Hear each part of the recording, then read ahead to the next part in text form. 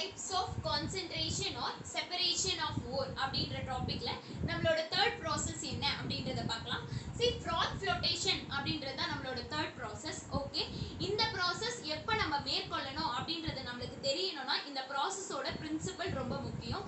So இதோட principle பார்த்தீங்கன்னா preferential wet, அதாவது ore and impurities இது ரெண்டுமே ஈரப்பதத்துல இருந்தால் மட்டுமே அவங்க ஓரை பியூரிஃபை பண்ணி பியூர் ஃபார்மா கொடுக்க முடியும்.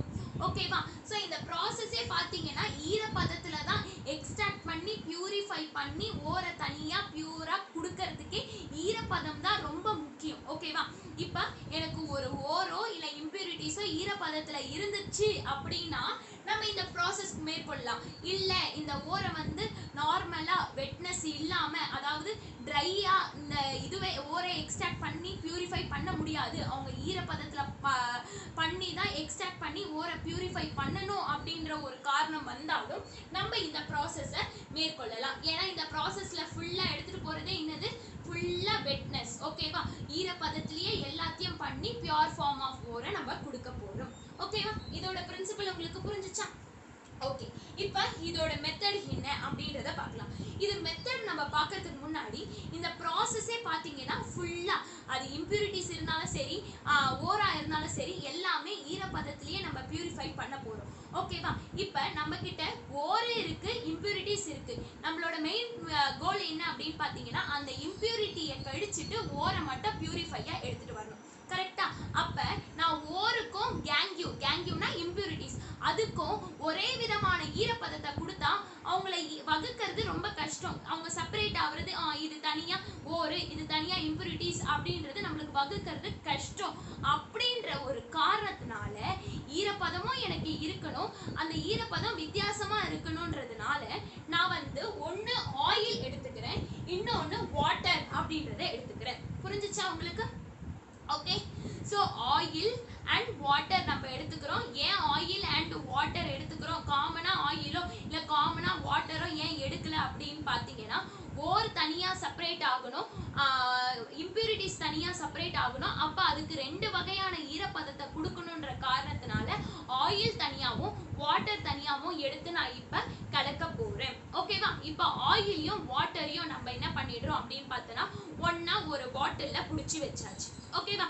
இப்போ நம்ம கிட்ட ஓர் வித் இம்பியூரிட்டிஸ் இருக்கும், அது ஒன்றா பிடிச்சி வச்சிருந்தோம் பார்த்தியா, அந்த வாட்டர் ஆயில் இருக்கு, அதில் அந்த ஓரை போட்டுக்கிறோம்.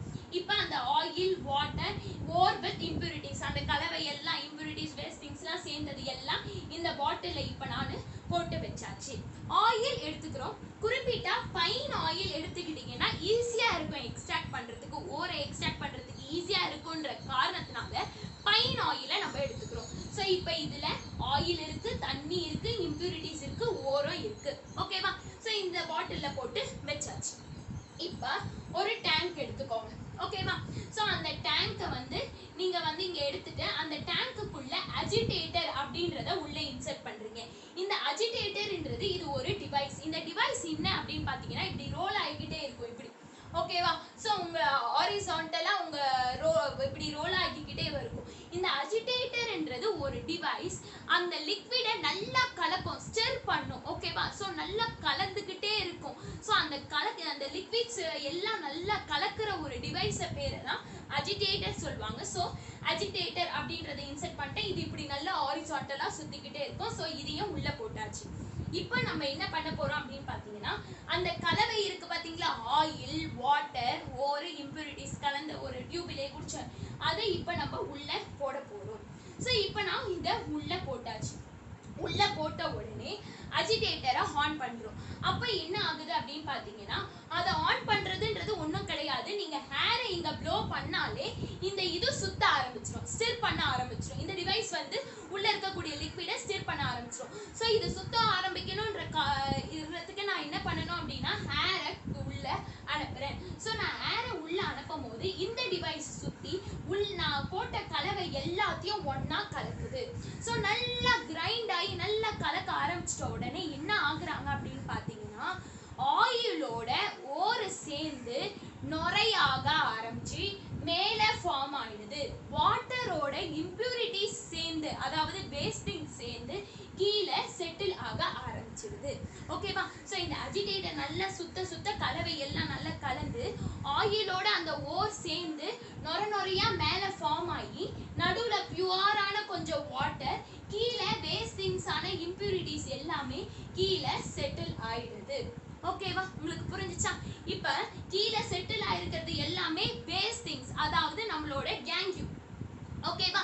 ஸோ கொஞ்சம் வாட்டர் இருக்கும், அதுக்கு மேலே ஆயிலும் கலந்து கொஞ்சம் வாட்டர், அதுக்கு மேலே பார்த்தீங்கன்னா ஓர், ஃப்ராத் ஓர். இதில் ஃப்ராத் அப்படின்னா என்ன அர்த்தம்னா நுரையை தான் ஃப்ராத் அப்படின்னு சொல்லுவோம். ஸோ நுரையோட ஓர் வந்து அப்படியே நுரைத்தன்மையாக இருக்கும். ஓகேவா. ஸோ அந்த மாதிரி ஓர் எல்லாம் மேலே இருக்கு. அப்படியே நீங்கள் அந்த மேல் பகுதியை எடுத்துட்டீங்கன்னா பியூரிஃபையான ஓர் நம்மளுக்கு இப்போ கிடைச்சாச்சு. புரிஞ்சிச்சா? ஸோ இந்த ப்ராசஸ் எப்படி மேல் பண்ணுறாங்கன்ட்டு. ஸோ கிரைண்ட் ஆகிட்டோன்னு செட்டில் ஆகிட்டு ஓர் மேலே வந்துடுது. ஓர் எந்த ஃபார்மில் இருக்குது? நுரை ஃபார்மில் இருக்குது. இந்த ஒரு காரணத்தினால தான் இதோட டாபிக் ஹெட்டிங் ஃப்ராத் ஃப்ளோட்டேஷன் அப்படின்னு வந்திருக்கு. நுரைத்தன்மை அப்படின்றது ஓர் எனக்கு நுரையில கிடைச்சிருக்கு, அதனால அதே நேம்ல ஃப்ராத் ஃப்ளோட்டேஷன் அப்படின்னு வச்சிருக்காங்க. ஸோ உங்களுக்கு இந்த ப்ராசஸ் புரிஞ்சிச்சா? இந்த ப்ராசஸை வச்சு எந்தெந்த ஓர்லாம் எடுக்கிறாங்க அப்படின்றதுக்கு ஒரு சின்ன example. Sulphide ores, mostly sulphide ores எல்லாமே என்ன பண்ணுவாங்கன்னா இந்த ப்ராசஸை தான் மேற்கொள்ளுவாங்க. ஸோ அந்த சல்ஃபைடு ஓர்ஸில் ஒன்றான ஜிங்க் பிளெண்டும் இப்படி தான் எடுக்கப்படுது. ஓகேவா. ஸோ ஜிங்க் பிளெண்ட் அப்படின்றதோட ஃபார்முலா பார்த்தீங்கன்னா ZnS. ஓகேவா. ஸோ சல்ஃபைடு ஓர்ல ஒரு வகையானது தான் ஜிங்க் பிளெண்ட். அந்த ஒரு காரணத்தினால ஜிங்க்குக்கு ZN போட்டுக்கோ. இது வந்து என்னது? சல்ஃபைடு ஓர்ல ஒரு வகை, அப்போ சல்ஃபைடு எஸ் அப்படின்றது வரணும். ஸோ அதனால அந்த எஸ்ஸை போட்டுடுறோம். ஓகேவா. ஸோ ஜிங்க் பிளெண்ட் ஃபார்முலா ஞாபகம் வச்சுக்கோங்க. டின்ஸ்டோனோட ஃபார்முலா என்ன வரும்? SnO2. கிளே, பாக்சைட், எமடைட் படிச்சிருப்போம். இப்போ இன்னொன்று ஒரு வகை வந்திருக்கு, ஜிங்க் பிளெண்ட். ஸோ ஜிங்க் பிளெண்ட்ன்றது சல்ஃபைடு ஓர்ல ஒரு வகை, அதனால ஜிங்க்குக்கு ZN போட்டு சல்ஃபைடுக்கு எஸ் இங்கே போட்டுடுறேன். அப்படி நீங்கள் ஞாபகம் வச்சுக்கோங்க. ஓகேவா. ஸோ இந்த ப்ராசஸ் உங்களுக்கு புரிஞ்சிச்சா?